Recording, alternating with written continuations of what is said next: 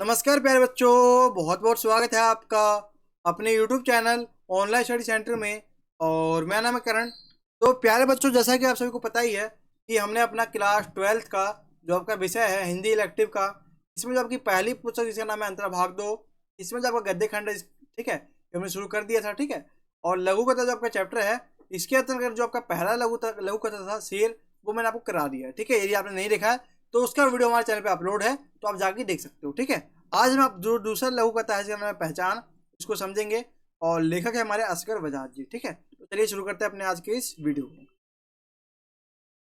देखो, पहले परिचय समझते हैं। जो हमारा पहचान लघु कथा है, इसका परिचय क्या है, इसका जो परिचय है वो समझते हैं। ठीक है, देखो, पहचान लघु कथा के माध्यम से, जो ये लघु कथा का नाम है, शीर्षक क्या, टाइटल क्या है लघु कथा का, पहचान। क्या नाम बच्चों, तो आप कहोगे पहचान। ठीक है, पहचान लघु कथा के माध्यम से लेखक ये बताना चाहता है कि राजा को अंधी, बहरी और गूंगी प्रजा पसंद होती है। जो राजा है ना, उसको कहीं ना कहीं अंधी, बहरी और गूंगी प्रजा पसंद पसंद होती है, जो बिना कुछ देखे सुने और बोले राजा के आदेशों का पालन करती है। यानी कि इसमें बताया गया, पता है आपको, बता रहा हूँ, इसमें पता है सत्य के बारे में। सत्ता यानी जो राजा है ना, उसके बारे में बताया गया। आप कह सकते हो सत्ता के बारे में बताया गया। यानी जो सत्ता है ना, उसको राजा को कैसी प्रजा चाहिए, जो अंधी हो, बहरी और गूंगी। यानी कि मतलब जो राजा अंधी मतलब क्या है, देखो, जो राजा का दुर्कर्म है, जो राजा का बुरे काम है, उसको देख नहीं सके, इसलिए अंधी कहा गया है। बहरी मतलब जो राजा के खराब काम की बातें उसको सुन ना सके। और गूंगी मतलब राजा के खिलाफ कोई आवाज ना उठा सके। राजा को ऐसी प्रजा चाहिए, यानी कि राजा को ऐसी प्रजा चाहिए जो राजा के हाँ में हाँ बोले, राजा का विरोध ना करे। ठीक है, पूरी लघु कथा में जो है राजा के बारे में ही बताया गया। ठीक है, आप भी समझ लो।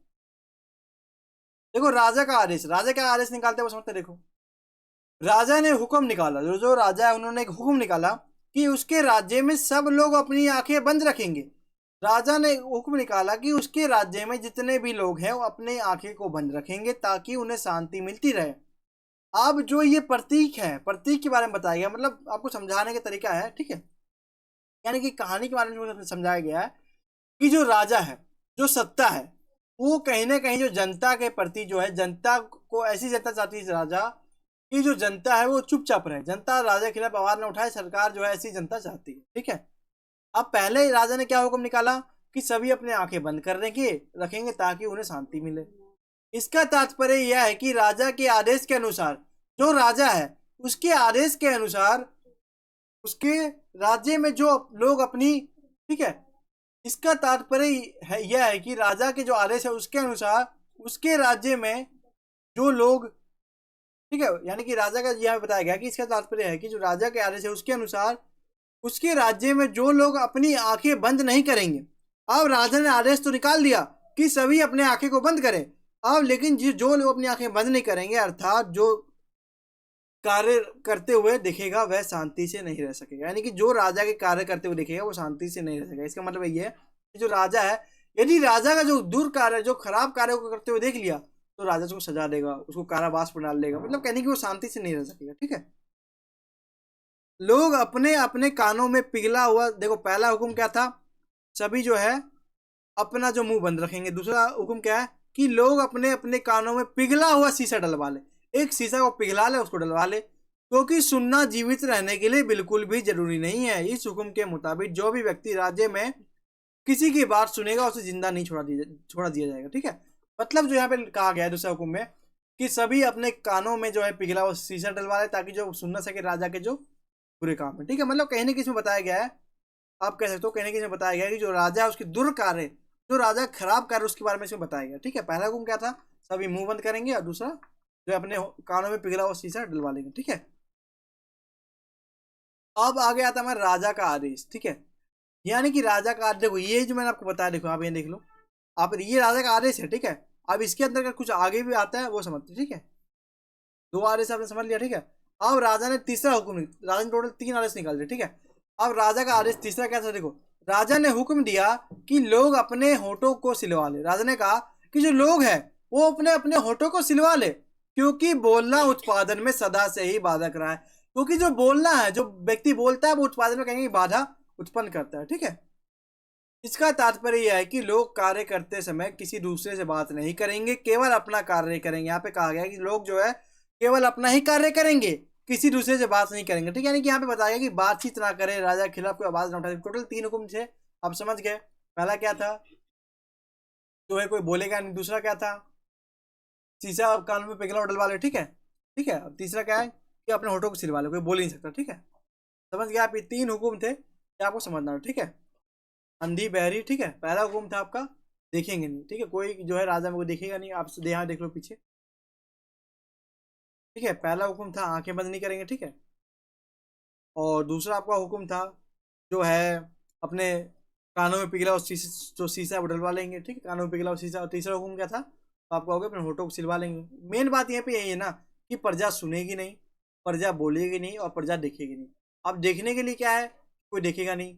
सुनने के लिए राजा ने हुक्म निकाला कि अपने जो कान है उसमें शीशा, जो शीशा का जो पिघला हुआ शीशा का डलवा लो, ठीक है। अब देख लो यहाँ पे, ठीक है, पिघला हुआ शीशा डलवा लो, ठीक है। आप लिखा भी आप देख सकते हो यहाँ पे पिछले स्लाइड में, देखो पिघला हुआ शीशा डलवा लो। ये इस हुक्म के बताया गया।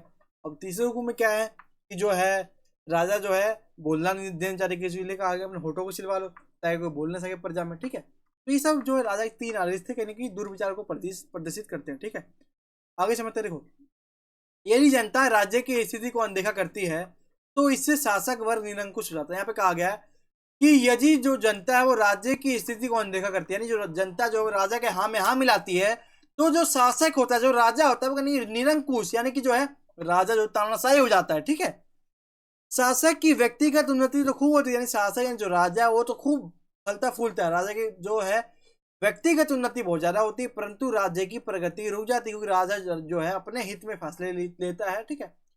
यदि राज्य की जनता राज्य की स्थिति के प्रति सचेत रहती है तो शासक वर्ग और राज्य के संसाधनों का प्रयोग अपने खुद के हित के लिए करता है तथा राज्य की स्थिति में सुधार और विकास में उसकी कोई रुचि नहीं होती। यानी जो राजा है वो संसाधन का सभी प्रयोग अपने हित में करता है, जो जनता है उसके लिए कुछ भी प्रयोग नहीं करता, ठीक है।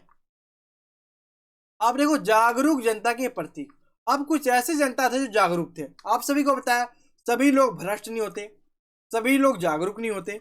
मतलब लोगों में जो है ना आंकड़ा कोई 100% नहीं है कि मतलब सभी लोग सही है, कोई आप नहीं कह सकते कि 100% लोग गलत है। मतलब सब मिक्स है, कुछ लोग सही भी है, कुछ लोग खराब भी है।